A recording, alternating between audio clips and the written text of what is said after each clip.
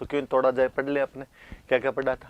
तो पहले सबसे पहले तो हमने महाराणा प्रताप की कुछ व्यक्तिगत जो जीवन के बारे में बातें थी, उसकी पर्सनल लाइफ की जो बातें थी वो याद की थी, कि जैसे उसके पिता का नाम था उदय सिंह, उसकी मम्मी का नाम था जयवंता बाई सोनगरा, जो कि पाली के अखेराज सोनगरा की बेटी थी। जन्म कुंभलगढ़ के अंदर हुआ था। मैंने बताया था कि वैसे डेट वाइज कोई पूछे तब तो 9 मई 1540 एडी, और वैसे कोई पूछे तो मैंने आपको बताया था कि ज्येष्ठ शुक्ल तृतीया, थर्ड लाइट डे ऑफ ज्येष्ठ, और 57 ईयर एगो होता है वो आगे चलता रहता है उससे, तो 1540 में आप 57 और जोड़ोगे तो हो जाएगा 1597 विक्रमी कैलेंडर का जो ईयर होता है उसके अनुसार कुंभलगढ़ के अंदर जन्म हुआ था। और हमने पढ़ा था कि जो बचपन का नाम था वो था किक्का, मैंने बातें बताई थी उसकी। उनकी जो पटरानी थी उनका नाम था अजब दे पंवार। पिताजी जगमाल को राजा बना के गए थे, लेकिन मेवाड़ के जो सामंत थे उन्होंने उनको गोगुंदा के अंदर राजा घोषित कर दिया था। सलुम्बर वालों के पास राज तिलक का अधिकार था, तो सलुम्बर के कृष्णदास चुंडावत ने उनका राज तिलक किया था।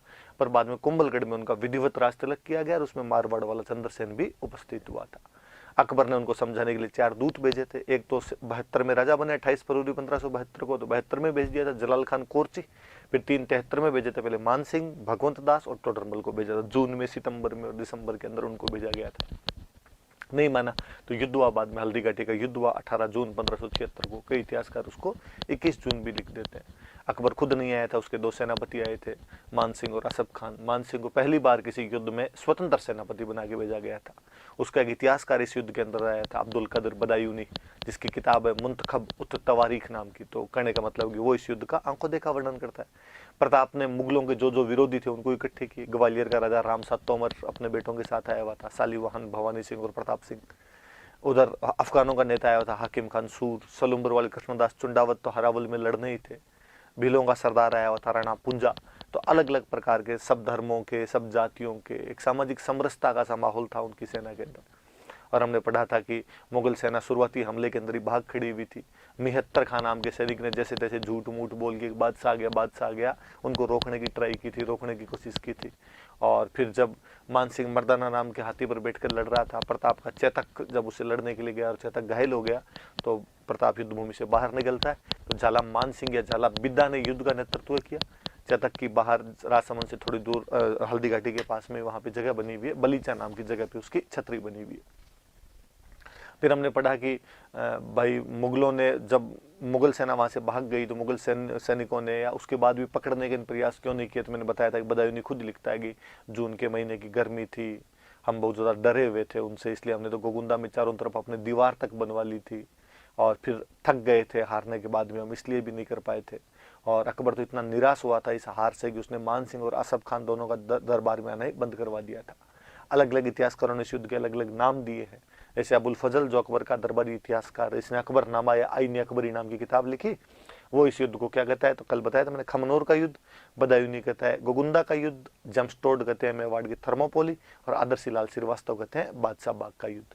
इस युद्ध में जो हाथी लड़े थे प्रताप की तरफ से लूणा और राम प्रसाद, उधर से मर्दाना और गजमुक्ता। राम प्रसाद को पकड़ लिया गया था और बाद में उसका नाम बदल कर दिया गया था, पीर प्रसाद कर दिया गया था। ये बातें कल हमने पढ़ी थी। फिर अकबर खुद आया था और उदयपुर पे कब्जा करके मुहम्मदाबाद नाम करके वापस चला गया। फिर शाहबाज खान को भेजा, उसने 3 हमले किए थे कुंभलगढ़ के ऊपर 77, 78 और 79 में। वो कुंभलगढ़ पर कब्जा भी कर लेता है। प्रताप ने थोड़े दिनों के लिए आवरगढ़ के अंदर अपनी अस्थायी राजधानी बनाई थी। फिर रहीम जी आए थे शेरपुर वाली जगह से, अमर सिंह उनकी बेगमों को गिरफ्तार कर लेता है, लेकिन प्रताप ने उन महिलाओं को विद रिस्पेक्ट वापस लौटाया था, वापस भेजा था उन महिलाओं को। रहीम जी बड़े राजी हुए थे इस घटना से। फिर 1582 में दिवेर के युद्ध के अंदर जो मेवाड़ की छोटी सी टुकड़ी ने मुगलों की सेना को हरा दी थी, इवन अमर सिंह ने मुगल सेनापति जो था सुल्तान खान उस तक को मार दिया था। और इसको मेवाड़ का मैराथन कहा गया है जमस्टोड के द्वारा। इसमें ईडर, प्रतापगढ़, बांसवाड़ा की रियासतें साथ देती है इनका। फिर अंतिम आक्रमण मुगलों की तरफ से किसी ने किया तो जगन्नाथ कछवाहा ने किया 1585 में। प्रताप को बड़ा गुस्सा आया तो उसने आमेर का एक टुकड़ा छीन लिया था, मालपुरा। यहाँ पर उसने झालरा तालाब बनवाया था और नीलकंठ महादेव का मंदिर बनवाया था। चावंड को अपनी राजधानी के रूप में स्थापित कर लिया था बाद में, और चावंड में चामुंडा माता का मंदिर, महल और बावड़ियां बनवाई थी। यही मेवाड़ की चित्रकला का इंडिपेंडेंट डेवलपमेंट शुरू होता है। उनका मेन पेंटर था, उसका नाम था नसीरुद्दीन। फिर चक्रपाणी मिश्र नाम के एक राइटर थे जिन्होंने 3 किताबें लिखी, राजतिलक पर लिखी राज्याभिषेक, ज्योतिष पर लिखी एक मुहूर्त माला, और एक हॉर्टिकल्चर उद्यान विज्ञान पर एक बुक लिखी थी विश्व वल्लभ। फिर हेमरतन सूरी ने एक बुक लिखी थी, गोरा बादल चौपाई, जो भामाशाह के छोटे भाई ताराचंद के कहने पर लिखी गई थी। भामाशाह और ताराचंद वो थे जिन्होंने प्रताप को अपनी निजी संपत्ति दान दे दी थी। चूलिया नाम की जगह पर वो मिले थे और प्रताप को इतने रुपए दिए थे कि वो अपने 25,000 की सेना को 12 साल तक रख सकते थे। 25 लाख नकदी और कोई 20 लाख अस्परियां तक उन्होंने ला के दी थी उस टाइम प्रताप को। फिर हमने उसके बाद में आगे पढ़ा था कि उनके दरबार में 2 चारण कवि थे, तो माला सांधु और रामा सांधु के नाम बताए थे। प्रताप दानवीर आदमी भी था, उन्होंने सदुलनाथ त्रिवेदी को मंडेर की जागीर दान में दी थी। 1588 का उदयपुर अभिलेख की जानकारी देता है हमें, जिससे पता चलता है कि हल्दी घाटी के आसपास का इलाका हमेशा से प्रताप के पास में रहा था।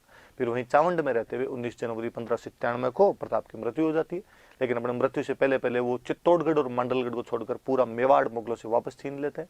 वहीं बांडोली के अंदर 8 खंभों की प्रताप की छत्र